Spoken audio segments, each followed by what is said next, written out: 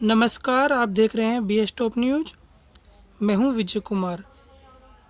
देखिएगा, पाकिस्तानी चाचा स्टूडियो में बैठकर भारत से डर रहे हैं और कह रहे हैं कहीं भारत पाकिस्तान पर हमला ना कर दे। वो कुछ करे, इसके लिए वो वैसे तो बिल्डअप करते रहे हैं नैरेटिव अपना कि जनाब हम गिलगित बल्तिस्तान में वो हमारा है, उधर कोई ना देखे। इसी तरह आजाद कश्मीर का कहते रहे कि जी अब ये फैसला तो आजाद कश्मीर का करना है, वो हमने लेना है। ये चीजें तो चल ही रही थी, लेकिन जंग का माहौल आप इसमें देखें कि आपने पिछले 2 हफ्तों में 3 क्वाडकॉप्टर उनके गिराए हैं। इसका मतलब यह है कि वो जासूसी कर रहे हैं, वो आपके जो डिफेंसेस हैं उनकी तस्वीरें वगैरह ले रहे हैं, कोई तैयारी है उसमें।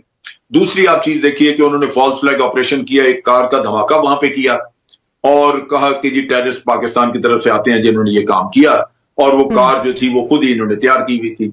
फिर आप देखिए कि उनके चीफ ऑफ आर्मी स्टाफ के बयान, वो कहते हैं जी 14 लॉन्च पैड हैं पाकिस्तान साइड पे जहां से ये कर रहे हैं हमारे ऊपर, हमें भेजते हैं टेररिस्ट।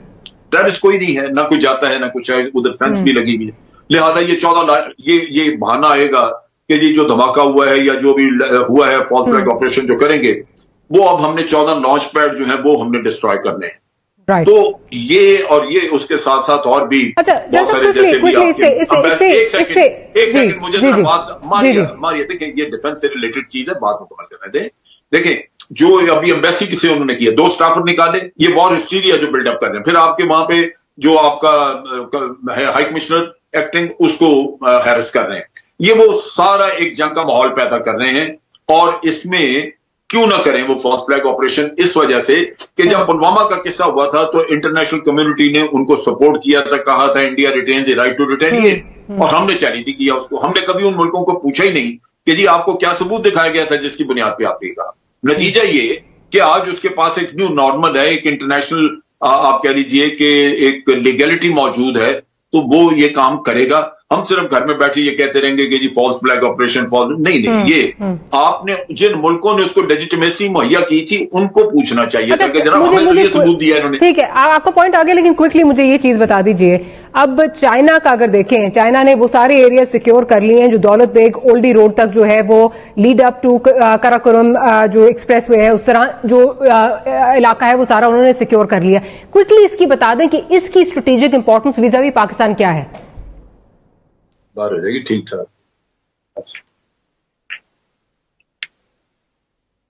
मेरे ख्याल जनरल साहब को ऑडियो का इशू आ रहा है। जनरल साहब, क्या आप मुझे सुन पा रहे हैं?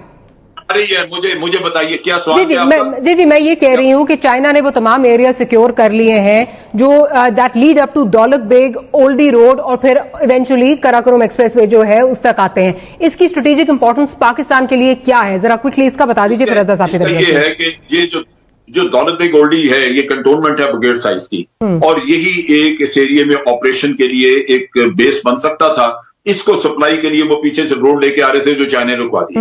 अगर ये बेस बनता है तो यहां से हमारा कराकोरम पास जो है वो तकरीबन 8 किलोमीटर के फासले पे है, और अगर ये यहां से कोशिश करें तो वहां पे ये इंटरडिक्शन वगैरह कर सकते हैं, जिसको रोकने के लिए हमें एक्शन करना। नेचुरली हम तैयार हैं उसके लिए, कोई इतना मसला नहीं है, लेकिन ये पॉसिबिलिटी मौजूद थी।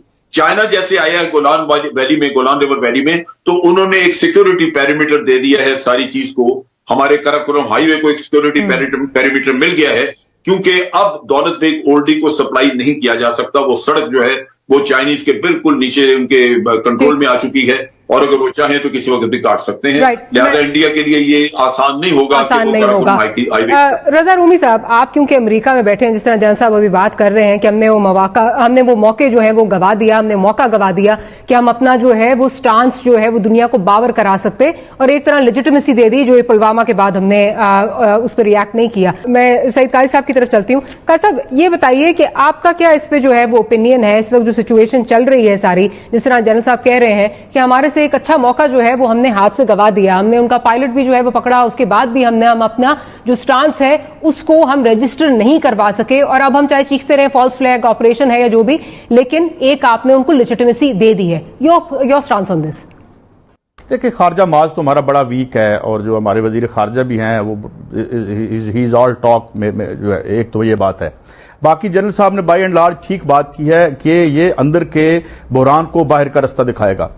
अंदर भी ये अक्सरियत में नहीं है, 23 करोड़ वोट हैं इसके, और जो पोल हुए उसका 38% से पड़े थे। अब आप मुझे बताएं, यहां पे पाकिस्तान में हम तसव्वुर नहीं कर सकते कि इस तरह की कोई इंतहा पसंद, हमें इंतहा पसंदी का, हमारी सारी गवर्नमेंट्स मॉडरेट आती हैं। मुस्लिम लीग नून जो है वो कोई जो है वो एक्सट्रीमिस्ट गवर्नमेंट तो नहीं थी, ना पीपल्स पार्टी की है ना इमरान खान की है। वहां आप देखें कौन लोग वहां पावर में आ गए हैं, वो कर क्या रहे हैं और इलाज क्या बता रहे हैं लोगों को, यानी कितनी पसमानदगी है। तो मेरे ख्याल में वो ऐसी कुछ बात, ऐसा काम बेहतर जनरल साहब बता सकते हैं, मगर वो अपनी सर्वाइवल के लिए और पावर में रहने के लिए कोई भी बेहुदा हरकत कर सकता है। हमें जो है वो मोहतात रहना चाहिए। जी डॉक्टर मारी। ठीक है, मैं जरा रजा रूमी साहब, क्या आप हमारे साथ मौजूद हैं इस वक्त? जी मैं मौजूद। जी अच्छा, रजा साहब ये बताइए, क्योंकि अभी बात हो रही थी कि जो वेस्टर्न वर्ल्ड है उसमें जो परसेप्शन बिल्डिंग की बात हो रही थी, तो ये बताइए, आप अमेरिका में इस वक्त बैठे हैं, जो खित्ते के इस वक्त सारे हालात हैं उसमें क्या वहां पे परसेप्शन क्या है कि भारत क्या करने जा रहा है, और स्पेशली वीज़ा-वी कश्मीर, क्योंकि आप जिस तरह नॉन परमानेंट मेंबर भी बनने जा रहा है भारत यूएनएससी का, तो क्या इसके क्या मुराकात क्या होंगे आगे जाके, इसका फॉल आउट क्या होगा, क्या हमारा पाकिस्तान क्या देख सकता है? देखिए, ये जो साल है, ये इस साल तो मगरबी दुनिया जो है उसको अपनी मुसीबत पड़ी हुई है कोविड-19 और माशी दबूहाली की वजह से।